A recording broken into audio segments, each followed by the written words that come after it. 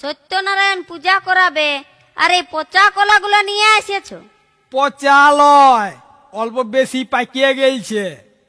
আল্লে, সত্যনারায়ণ ঠাকুর তার কলা খাইছে নাই, খাবে তো পূজারি ঠাকুর, পচাই হোক আর ধসাই হোক, আমাদের কি। আর গামছাটা, এই 1.5 বিত্তার গামছাটা এনেছো, একটা ভালো গামছা আনতে পারলে নাই? না খেয়ে কাজ না বাতাসে কাজ, পূজার গামছা এমনেই বটে।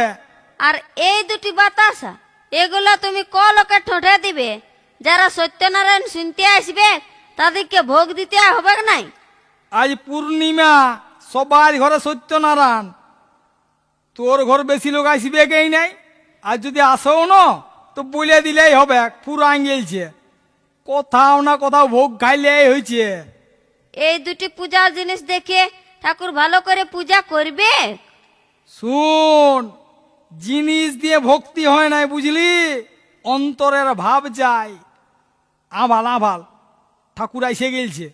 আসে গেছে, আসো আসো আসো।